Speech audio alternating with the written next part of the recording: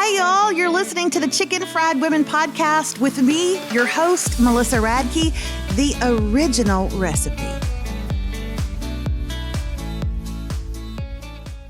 Hi, everyone, and welcome to Chicken Fried Women, friendship, kinship, and the stories that made us this way. I'm so glad that you're here today with me and Shep. I don't know where Shep is. He's wandering around right now. He'll be back in a minute. He's my co-host. So if you hear him squeaking a toy, just be like, oh, that's Shep. I am so glad to be back with my mother, who after the last episode, so many of you wrote in and were like, yeah, that sounds like my mother. She talks to you like my mother talks to me. And if that is the case, my sincerest apologies. We're back with the queen. My mom is here. The last time that we talked, you were ending with me running for cheerleader. I'm sorry. I would like for you to continue down that path gently. My emotions are still fragile. Okay. Tell the story. Well, gently. The way you see it. Well, you just came in one day and, you were either full of yourself or crying. Every day. It was a different. Oh, I was not. Yeah. You were either coming in and, such and such, doing my dance move. What was my dance move? Oh, I don't remember that. Oh, I do remember that. How could I forget that? Yeah, you talk to her and she. I never got it, but one day the snake. It's called the snake. One day she came in and she said, "Mom, you're never going to believe this, but I'm running for cheerleader." I said, "What?" She said, "I'm running for cheerleader." I said, "No, you're not." And she said, "Oh, yeah, I'm running for cheerleader. I've already talked to all my friends and they're going to vote for me." Yeah, I did say that. And they all think I should do it, Mom. They all do it. They all think that I'll get it. They all think I'll get it. Now, first of all, this was back at a time when you ran for cheerleader in front of the entire student body. Of course. You didn't go in front of a set of judges. Your peers were your judges, and they were all going to vote for me. Yeah, all of them. For sure. Even if you had to pay them, they were going to vote for you. But I kept telling you, baby, no, let's just wait and talk to Daddy about it. I always did that just so I could think. Well, because I had to think of something gently to say so that, it gave her time. It gave her till 5:30. And I had a witness, till 5:30 when he got home. So he came in and we all walked outside because I said, Melissa has something she wants to tell you. So we went outside and he said, "What am I out here for?" And it's hot out here. And you said, "Daddy, I told Mother, I just want to run for cheerleader. And she doesn't think that I should. What do you think?" And he said, "Well, I don't know what's needed. Is it cuteness? Because you are cute, baby." He never told her the truth. Never. I was cute. Ever. That is the truth. Well, you were cute. I was right here in the face. just right here. I was cute. Okay, go ahead. From here to here. But I said, "Well, honey, I know what's coming next. All of those girls have probably taken gymnastics all their life and all this kind of stuff, and I'd never taken dance. I'd never taken gymnastics. Anything. I didn't have rhythm. And I get that naturally from the women in my family. Don't blame me for rhythm." Anyway, you said, "Well, I just think I think I would be good at it, Daddy." And I said, "Okay, let's see you do a cartwheel." Let's just take one thing at a time. Let's see you do a cartwheel. If you can do a cartwheel, then we'll consider maybe doing the jump. Okay, that's actually what you said was, "I want you to just take off running right now, do a cartwheel." Like that. That sounds like a challenge to me. When somebody's going to throw it out there like that, go and challenge me. Just take off right now, Melissa Page, and show me a cartwheel. Well, first off, I knew she couldn't do the cartwheel because she can't run. And I'd asked. Not all cartwheels start with a running start. Brother. Well, you have to kind of get a bounce. and you didn't get the bounce. And off those long arms and legs went. And she didn't even get a half. My body did not, I didn't even get a half of a cartwheel. It's like when you see a small kid where their hands plant on the ground and then their legs just go up like not even halfway. And they're like, ta-da, but they're 4. Yeah. And I was 14. And it wasn't a pretty sight. In fact, me and Daddy got so tickled, we laughed and laughed and laughed and laughed and laughed.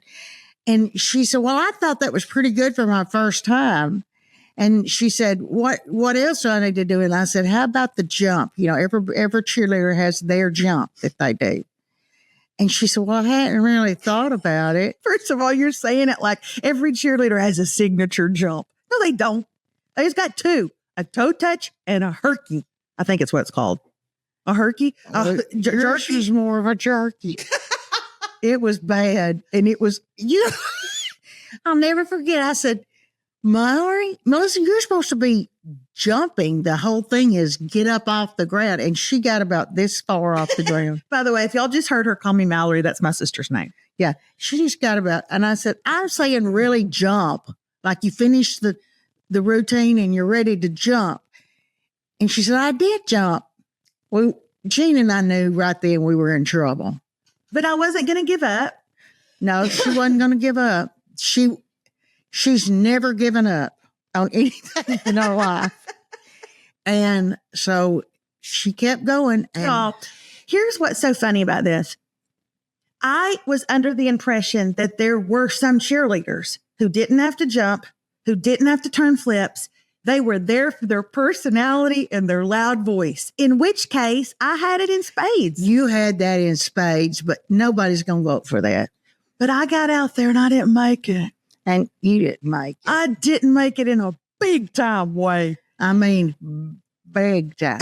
When I tell you I came home, my mother didn't spend half a second comforting me. She was like, I told you that was going to happen, Melissa. You don't ever listen to a word I say. I did not. And besides that, I was watching through the door the whole time. Oh, that is a lie. You would have had to have left the house and come up to the school and you weren't going to do that. I did that. You watched me. Yes, because I was so scared. I was scared you were going to get hurt. I was scared you might get it. Only was very large for my size, I was big. I was tall. I was already 5'7" in like the 6th grade. And I was built like a football player. And I had a raging case of acne. And I had to be put on Accutane, and my face was peeling like.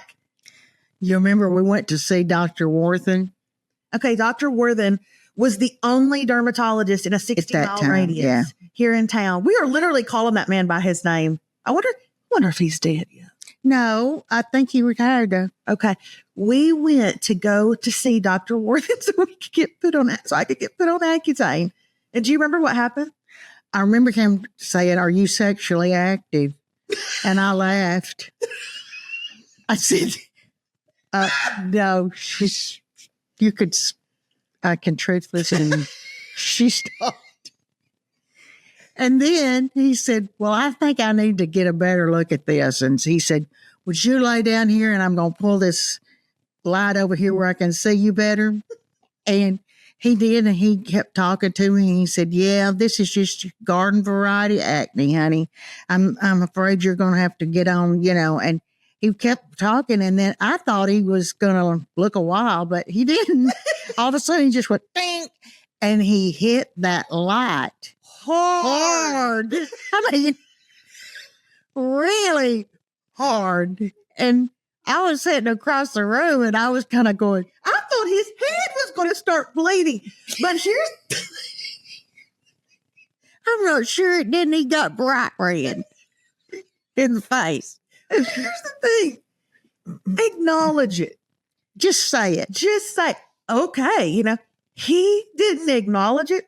I mean, y'all, when he said hit that line, it went like this. He didn't say a word. He didn't acknowledge it, nothing, which made us laugh harder. Harder. So she's sitting in the corner and Her, first of all, if you're watching this on video, then you know this. If you're listening to this in your car, you don't know my mother's shaped like a circle. She's just a circle. So what you don't know is that circle went just like this in the corner. Started bouncing up and down. And that was the thing about me and my mom. If we got tickled, We couldn't stop. it was all over but the crying. It was all, but you're hit it right when you said, just acknowledge it. You know, you bumped your heads. You killed yourself.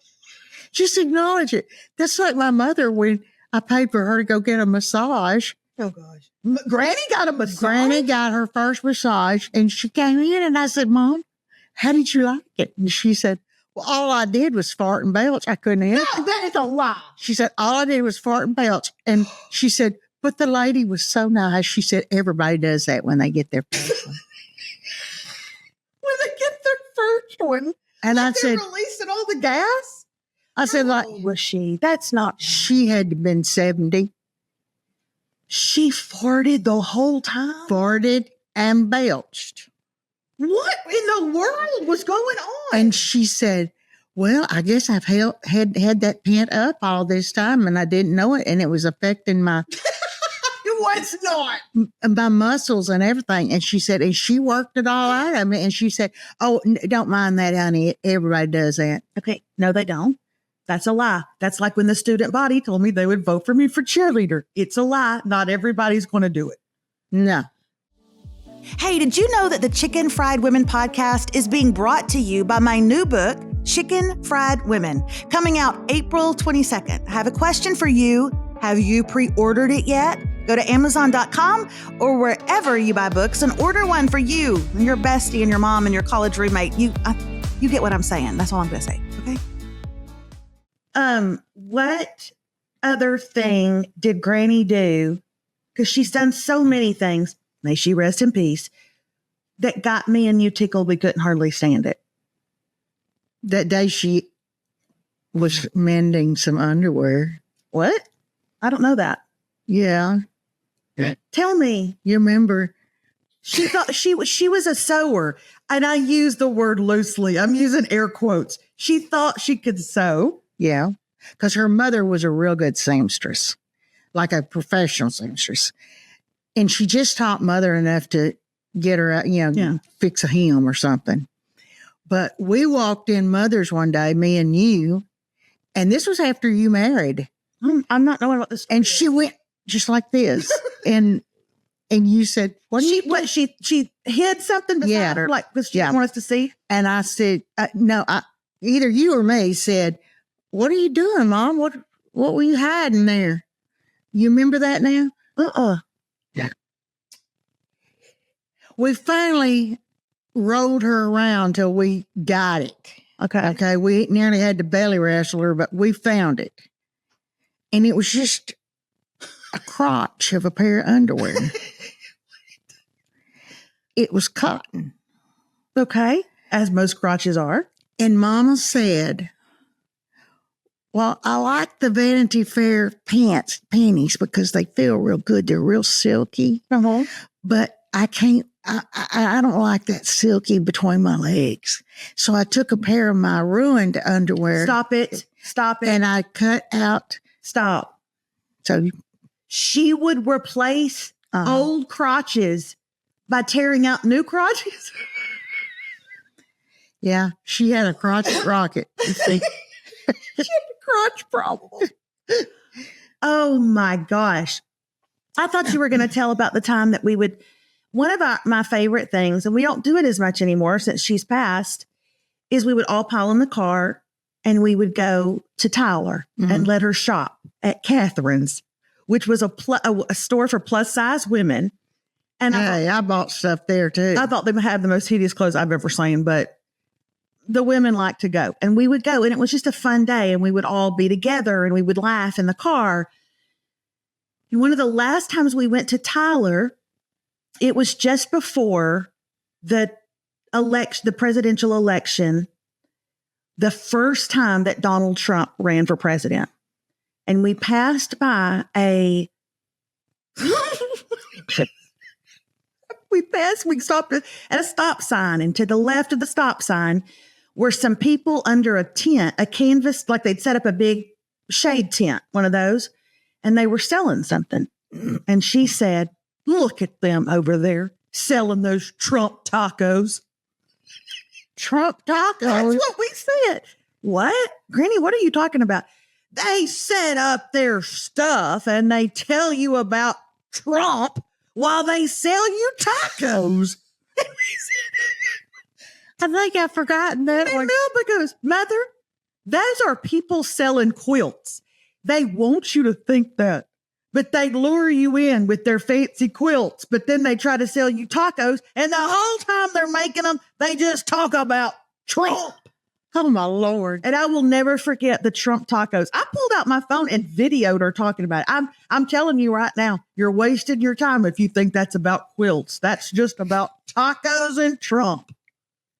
I don't remember that. But Is there anything else that we can think of about Granny? there's endless things about Granny. Don't you remember the time that Daddy, I was in high school, and Daddy hollered at the back of the house where we were getting dressed for school, and he said, have you seen your mama's, this is more about Daddy. Have you seen your mama's new I thought he said falsies. And he said faucets. But from the back room, I said, what? And he said, your mama got some new faucets. And First of all, what are falsies? falsies, What's that? they're fake boobs. Oh my gosh, I've never heard them called falsies in my life. Like you pack them in your bra to give you a little I guess. extra? Okay. I never had any, but but he said it like 4 times, and David was in the house too, and he heard it, and he said, what are you talking about? Mama's never had any falsies. He said, yeah, come in here and look at them. And we didn't want to go look at them, and we just were like, we'll just take your word for it. But when we got ready to go eat breakfast, we walked in there, and I said, well, what are this you talking about? He said her faucets. She got new faucets. Oh, why would anybody? That's not nearly as exciting. I'd rather see the falsies. Well, I was going to say, why would you call me in the morning while I'm getting dressed to come see Mama's faucets? I love the fact. So that was my Uncle Dave that she was referring to. And everybody in my family was a singer. Everybody sang. My Uncle Dave did not, however. Everybody sang. And especially my mom and my Aunt Melba and my papa. The 3 of them grew up doing Southern gospel, and the Southern gospel trio break out in something. When Jesus breaks the morning, what a day will be. Well, back then we were kind of on tune, but But that was back then. They would be asked to sing and travel around and sing at different revivals that were going on. And they would sit my mom would play the piano, and Papa and Melba would stand there and they would harmonize. And they were good. Y'all were good. And Granny would yell as loud as she could. Yeah, every time. Well, we were practicing. They don't like that song. Nobody likes it when you do that song. Do something fast. Do the gospel train. I mean, she'd always holler from the back, but she wouldn't even bother to come in there. Do the gospel train. And then she'd say, my God, y'all are off key. Keep in mind, my granny couldn't carry a tune in a bucket. In a bucket with 2 armed guards. She couldn't. She would yell at y'all my God, that is off key. Y'all sound terrible. And what would she was just a bad critic. I know how that feels. Come on, take off and do a cartwheel. Let's see what you can do. I know how it feels. I can still envision that right now. Hey, thank you for being on Chicken Fried Women for 2 episodes. You've done this for us. And I would just like to say that stories with you are a deep well of which we can continue to pull from. This is why she's the queen and also my very best friend. Thanks to my mom for coming on Chicken Fried Women. Thank you, baby. I love you. Love you too. Thanks so much for being here today, where we get to talk about our friendships and our kinships and the stories that made us this way. Till next time.